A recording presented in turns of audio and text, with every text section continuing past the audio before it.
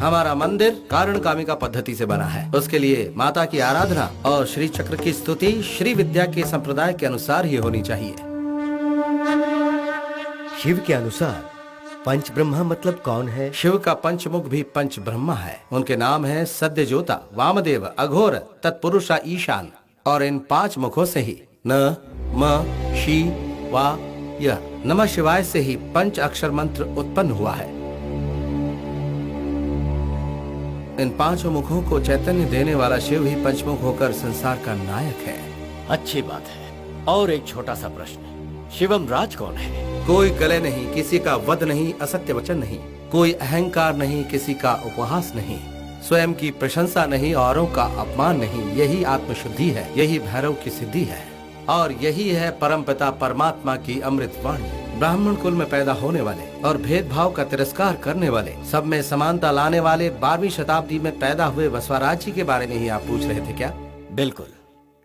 सनातन धर्म ने ही मूर्ति को पूजने के प्रथा की शुरुआत की थी। तब से शिव के आगे बैठे हुए हैं नंदी महाराज, उसके बारे में बताओ। नंदीश्वर शिव पुराण के अनुसार शिला के आगे बैठकर तपस्या करने के फलस्वरूप शिव के ही अंश से अवतरित हुए हैं। ऋषि मुनियों के वेद वाक्य के अनुसार ही धर्म के 4 स्तंभ हुए हैं, सत्य, अहिंसा, शुचि, धर्मपद संपादन। इन 4 स्तंभों पर ही धर्म की सच्चाई टिकी है। इन्हीं ने हम सबको ज्ञान दिया है। धर्म का श्रद्धा से पालन करने पर ही ईश्वर प्राप्त होता है। नंदी महाराज के दर्शन के बाद ही शिव की पूजा होनी चाहिए। धर्म का रक्षक ही भगवान है। भगवान को देखकर सत्य आचरण करना ही धर्म है।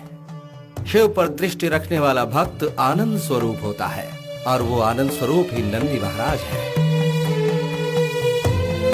मानता हूं, भस्म धारण 3 रेखाओं में ही क्यों होता है? उसे आड़ा खींचने का कारण क्या है?